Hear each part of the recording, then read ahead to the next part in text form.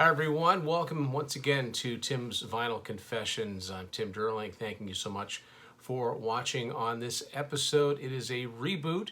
It's a subject I've done before, but this should be the final reboot I need to do for this particular group and this particular format. It's another 8-track episode.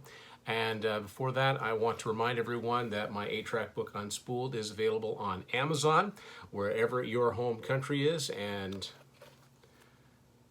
I'm very proud of it, and a lot of people have talked about, enjoying the book, and I appreciate all of that. I appreciate everybody that's purchased either first time around or the second edition. And I guess as a preview, I'll just show you, if you haven't looked inside of it, there is a little bit of a preview of what I'm going to be talking about. I think it's towards the end of the book. Yes. So that's a little wee preview. You may recognize some of that. Yes, I'm talking about Kansas on this episode. One of my, very favorite bands. I want to send a shout out to Pete Pardo at Sea of Tranquility for letting me come on and talk about this band. I had a great conversation with he and Scott from the Prog Corner, and check out that episode if you haven't already. I'm sure if you're watching this, you've already long since subscribed to Sea of Tranquility, but it was a lot of fun being on there. So if you watch that, you're going to see most of these 8 tracks again, but these are all the known 8 tracks released by Kansas. So I'm going to get into it.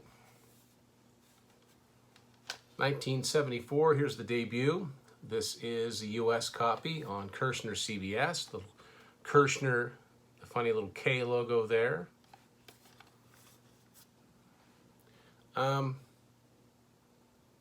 Yeah, never mind. I was going to say the songs aren't mixed up, but they are. You can take a look there if you know the album. You know they're mixed up. I've seen worse, though. Second one, around 1975, a lot of the US CBS cassettes were this pretty red color, and this one's no exception. Song for America. Now, this one doesn't have the logo on it. They took some liberties sometimes with those, but still, very, very cool album cover. A little different shape, too. You notice it's not exactly rounded, but there's so many different 8-track molds that they used. This one's definitely out of order. Take a look at what they did there. Of course, these long songs, inevitably, these had to be split up. This one came this way. Doesn't say where it came from, though. SN. I'm not sure what that means, but apparently this was purchased June 21st, 1975. So that sticker's been on there for a while because this album's from 1975. And this was the 70s, and it was the time when bands often released 2 albums a year. So later in 75 comes this album, Mask. And this one's got some wear and tear on it, but not bad. Not a red cart anymore, though. You can take a look at the song titles there, what they did with them.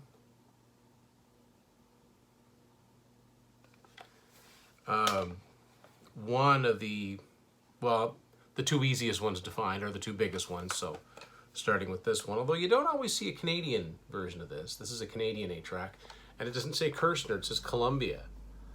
It's all CBS, but it's just interesting, but they used the Kirshner logo here. So I'm not sure why they didn't put Kirshner.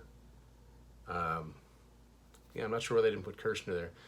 Song titles are really, really mixed up on here. Carry On Wayward Son is the very last song, so there you go. Great artwork as usual. 1977. I actually see this one more. Point of No Return. Again, it says Columbia, which I find interesting. It's clearly on Kirshner. Song titles all mixed up. Completely mixed up. 1978 live album. 2 for the show. A little dark. Didn't always show up that well. They should have brightened it up a little bit for this, but actual logo used on the side, which is interesting. Now this must have been a cutout because there's a hole in it. And there you go.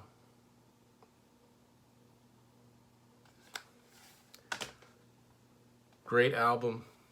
1979 Monolith, as their concert intro at the time would kind of say. Once again, using the logo. Yeah, logo's on the back too. Song titles are mixed up, very much mixed up. Not like this is a concept album, but still. Very first Kansas album I ever heard, and it was on this very 8-track, back when I had a player. First time I ever heard Audio Vision. So oddly enough, I got used to hearing the songs in this order, even though this is not the intended album order.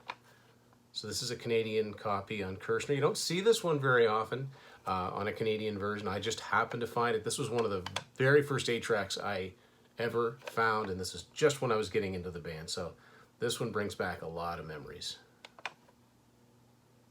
Little water staining on there, but it's not bumpy. It's not bad. Now we're getting into some a little bit rarer territory. In some cases, very rare. Vinyl Confessions. This is a US from '82. It's a retail. Still don't see it all that often. Still using the logo on the side. Yeah, this one's mixed up. It's got a barcode on the back. So that's it for retail.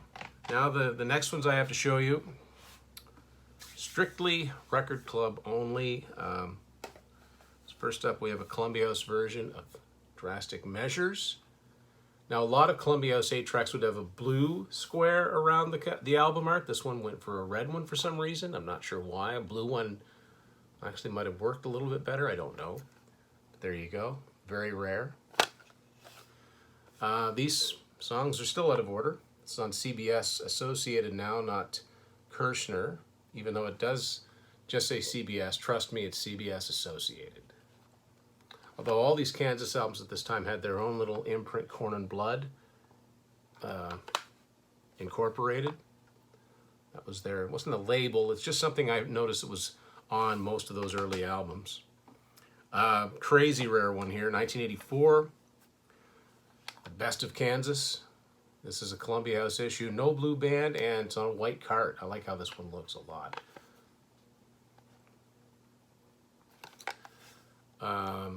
Yeah, and songs are all out of order on here. This one says CBS Associated Records. And then finally, I guess the crowning jewel, really, because we're in '86 now.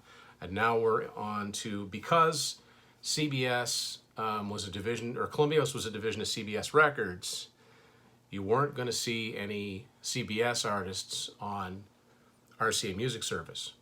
But of course, Kansas signed to MCA, so that it was sort of, you know, free reign, or it didn't really matter. Although I've never seen a Columbia House version of this. This is Power from '86. My favorite Kansas album, or at least one of them. And this is an RCA Music Service version. So the MCA logo on there. And the songs are in order on this one. Some of them are broken up, but they are in order. So there you go. All of the Kansas albums ever made on 8-track. Finally tracked them all down. So there you go. Big Kansas fan, and I know a lot of you out there are, you know, from the feedback I hear back. Thanks everybody for supporting Unspooled. Don't forget at TeePublic, there's Tim's Vinyl Confessions merchandise. You can check that out. You know, we're getting into that gift-giving season. Both that merch and the Unspooled. You got a finicky music lover on your list. You never know what to buy for them. This is just a possibility. I'm just floating that out there. So thanks to everybody that's the support of the channel. And, you know, just by subscribing, you're supporting the channel. By buying the merch, you're supporting it. And by buying Unspooled, you're certainly supporting it. So thanks everyone for that. Speaking of books, one thing I was hoping that I would have to talk to you about seems to be delayed. But there is actually a book coming out by a writer named Lori Larson, on Steve Walsh, the original singer from Kansas, called When They Call Out Your Name. And for some reason it's delayed. So that's kind of the closest thing I've ever heard tell up to a book on Kansas, unless there's something I've missed. If there is, please let me know, because I love this band. I'd love to, you know, get a book about them. But Anyway, I've been waiting for that book, so yeah, as of right now, it's still back ordered on ye old Amazon. So anyway, there you go. Thanks once again for watching Tim's Vinyl Confessions. We'll see you later.